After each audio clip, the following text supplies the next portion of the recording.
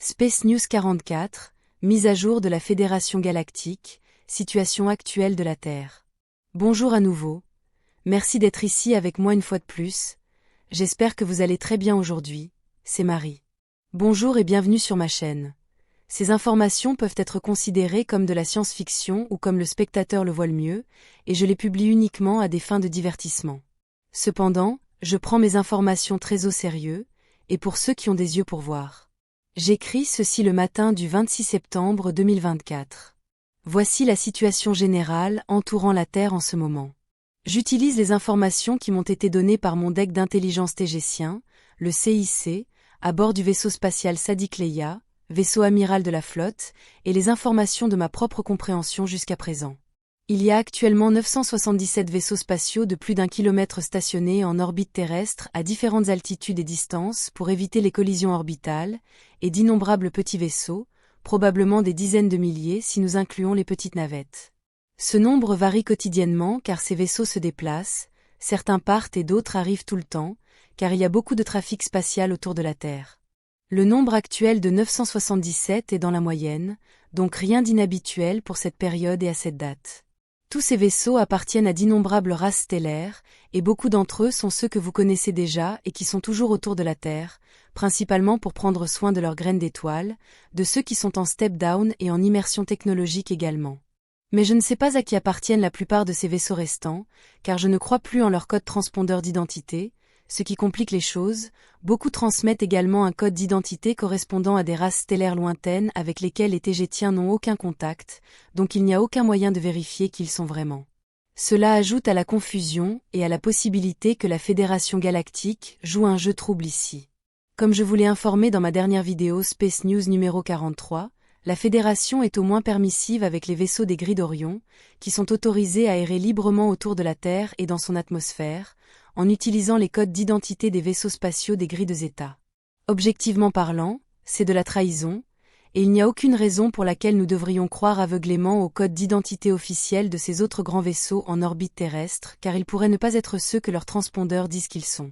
Cela laisse la possibilité à des vaisseaux spatiaux d'espèces indésirables d'être stationnés ici en toute impunité, tandis que le reste des races stellaires positives ignore avec qui elles partagent cet espace orbital.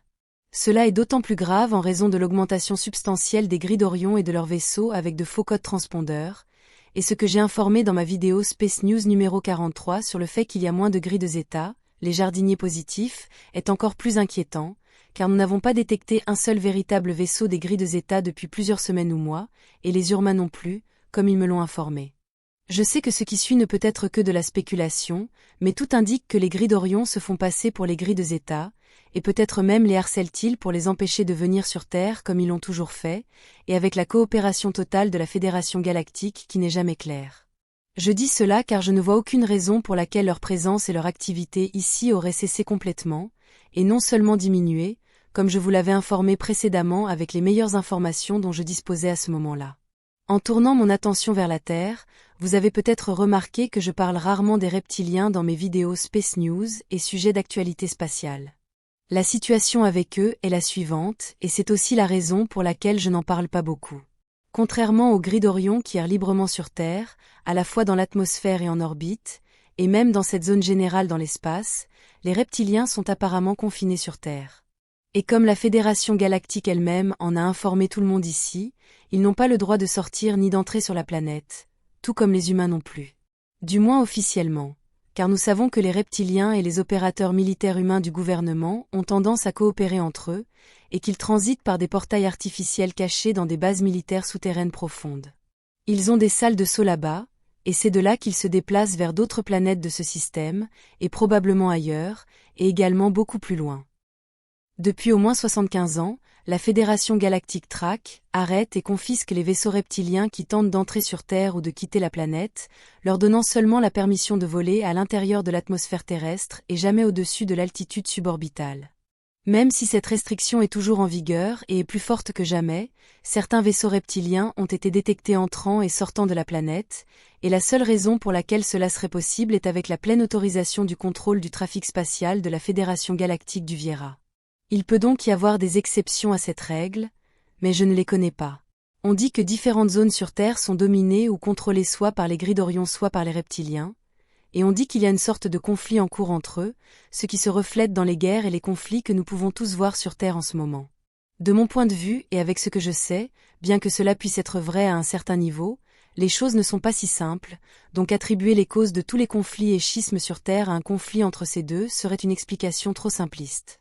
Comme d'autres aspects des causes profondes sont ignorés ici, tels que la participation de la population humaine elle-même, même si elle est guidée par ces groupes, et par des entités et des démons du côté astral des choses, dont beaucoup sont des manifestations égrégoriques de la population humaine elle-même.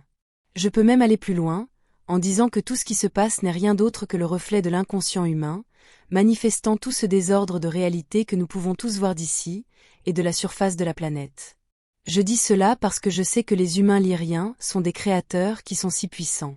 Même s'il peut y avoir un conflit en cours entre certains niveaux de gris d'Orion et de reptiliens sur Terre, j'ai des informations approfondies qui indiquent que ces deux espèces générales coopèrent largement lorsqu'elles sont hors de la planète. Par conséquent, le conflit entre eux ne pourrait être qu'un théâtre plus matriciel pour les gens, car les reptiliens sur Terre en font très certainement partie, tout comme les gris d'Orion, et font également partie de la matrice spatiale plus étendue. Je dois préciser que d'innombrables espèces de reptiliens existent dans toute la galaxie et l'univers. Je ne peux même pas être précis sur leur nombre, et au moins 165 espèces de gris connues. Certaines variantes de ces deux groupes généraux de races tendent vers le positif, et d'autres vers le négatif, en disant toujours qu'ils sont positifs ou négatifs, du point de vue des intérêts des humains lyriens en général, étant des variantes spatiales ou avec des liens terrestres, bien que les frontières entre ces variantes soient floues et peu claires. Nos données actuelles, sur la situation autour de la Terre, indiquent que la Fédération galactique favorise clairement les espèces et groupes de gris d'Orion par rapport aux reptiliens, d'autant plus avec la présence ici des seigneurs et tortans, qui sont restés étrangement silencieux au cours de ces derniers mois. Comme le déclare la Fédération, les reptiliens de la Terre doivent être maintenus confinés pour qu'ils ne propagent pas leur négativité dans toute la galaxie. Nous avons tous entendu exactement la même déclaration, mais avec le mot « humain » à la place de « reptilien », et cela peut être vu comme une preuve de la nature alambiquée de la relation entre ces deux espèces. La Fédération galactique continue d'appliquer la règle selon laquelle aucun humain de la Terre et reptilien ne peut quitter ni entrer sur la planète, en utilisant principalement les vaisseaux de combat Black Knight Alpha Centaurien, lesquels se postent toujours comme des vautours regardant la Terre depuis des altitudes suborbitales, environ 100 km au-dessus de la surface, d'où ils surveillent et contrôlent toute l'activité en dessous, principalement en observant les mouvements d'autres engins spatiaux non humains. De nombreux partisans de la Terre plate utilisent le fait qu'il n'y a pas de photographie claire et réelle de la Terre en tant que sphère, des photographies qui devraient être prises à une grande altitude, ou substantiellement loin de la planète, comme preuve que la NASA ment, ce qui est certainement le cas. Mais la vraie raison pour laquelle les vaisseaux spatiaux humains officiels ne peuvent pas quitter la Terre, c'est cette règle de blocus de la Fédération galactique. Il est important de garder cela à l'esprit. Une autre chose que je veux clarifier, est que je peux également décrire la situation générale concernant la Fédération galactique comme ayant un côté négatif et un côté positif. Comme nous le savons tous, la Fédération galactique est composée de ses membres, elle ne peut pas exister sans eux, et de nombreuses races stellaires positives appartiennent à la Fédération, et font de leur mieux tout le temps. Et nous pourrions facilement dire que, comme il y a un côté positif à la Fédération galactique, il y en a un négatif aussi. C'est parce que nous pouvons voir qu'au moins certains niveaux de celle-ci travaillent clairement avec les factions négatives d'une autre fédération, le groupe d'Orion. Il est maintenant assez évident que les gris d'Orion dominent cette zone de l'espace où se trouve la Terre, et ils le font avec perfidie, en utilisant une politique compliquée et en manipulant des idiots utiles dans des lieux de pouvoir, tant sur Terre que dans l'espace. Le groupe du Conseil d'Alcyone fait partie de la Fédération galactique, tout comme nos alliés proches, la Confédération Urma. Cela signifie que je fais également partie de la Fédération, en tant que leader et reine tégétienne. Et nous faisons de notre mieux avec toutes nos ressources, surtout lorsque nous voyons des choses injustes et cruelles arriver à nos amis et à notre famille. C'est pourquoi j'essaie de rassembler plus de gens, plus de races stellaires pour renforcer le groupe du Conseil d'Alcyone, non pas pour aller contre la Fédération galactique, mais pour la purifier du mal, et il est indéniable que de nombreuses parties de celle-ci sont tombées entre les mains de forces et de groupes malveillants et perfides. Et quelqu'un doit résoudre le problème, tant que c'est possible. Je suis heureuse d'annoncer que le leader de Sirius A m'a contacté, pour me faire part de leur intérêt à en savoir plus à propos de notre groupe, pour sérieusement envisager de le rejoindre. Ce sera tout pour aujourd'hui.